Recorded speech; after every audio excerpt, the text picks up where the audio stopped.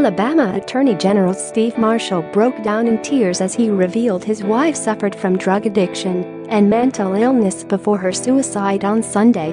Bridgette Marshall was found in her apartment in Murfreesboro, Tennessee, with a self-inflicted gunshot found to the head, and police listed her death as suicide.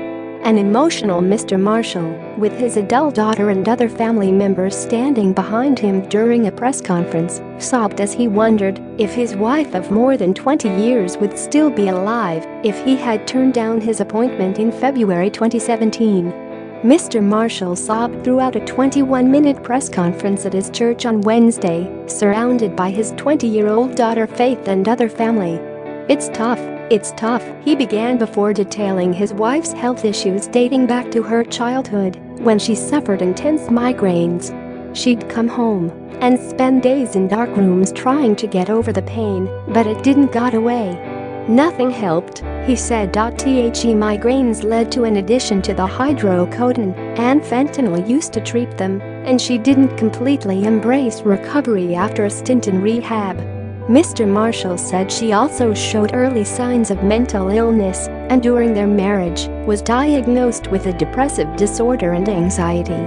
Her family once had her committed for treatment when she refused to go, and on later occasions convinced her to seek further inpatient help. Ms. Marshall also had another unspecified health issue that meant she had to be fed through a feeding tube for months up to the time of her death.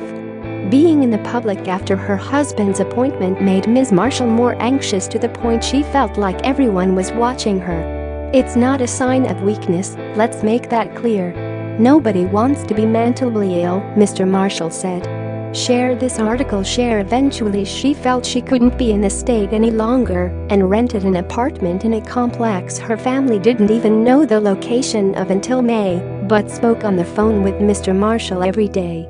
She left not because she didn't love her family and love her husband, but because of the way she perceived her life. That was her only option, her husband said. Ms. Marshall came to Alabama to be with her family at the primary election on June 5th and her birthday the next day and seemed filled with joy. She was as happy as I had seen her in a long time, he said. However, soon after something changed, we don't know what, and she began to complain about her stomach and talk about suicide. The day before she died, unexplained blisters showed up on her feet, and none of her family could work out what was wrong. Her parents talked to her, and I talked to her, and we convinced her to go to the hospital the next day. And she said she would go, Mr. Marshall said. I got on the phone with her, and I was talking to a person who didn't have any hope, he recalled. She told him, I don't have any purpose and I'm tired. My body's failing me, and I don't know why. I've had pain for a long time, and I don't want to endure it anymore, and I'm just a burden. Mr. Marshall tried to convince her she wasn't a burden and was loved by her family, but it didn't seem to work. As a guy who, professionally, is supposed to be able to convince people with words to do something, I couldn't reach her, he said. She said, I'm tired of being tired. And I just want to go. And she said, do you want to hear it? And I said, no, I don't. And she hung up the phone. Mr. Marshall and other relatives called police, and officers found her lying dead on the couch inside the apartment sometime after 7:46 a.m. I continued to call her phone, and she didn't answer. And then we learned she had died from a gunshot wound in that apartment. And our lives changed. They changed forever, Mr. Marshall said. For me, I wonder whether or not if I wasn't Attorney General, would she still be alive, he said. Whether I hadn't chosen public service, would she still be here today? And I'll be haunted by that for the rest of my life.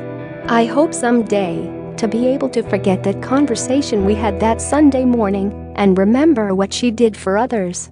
Mr. Marshall ended the press conference by reading a note Ms. Marshall left for him after the election, where he gained the most votes for re-election.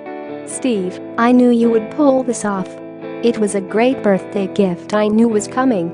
You are the man for the job in Alabama, the note read. I love you more than you will ever know, and couldn't be more proud how you handled it all as you always do with grace. I love you. Love, Bridget. Mr. Marshall added, that is the woman I will celebrate this week. That is the life I will share with others. And that is the life I will remember. For confidential support, call the National Suicide Prevention Lifeline at 1-800-273-8255.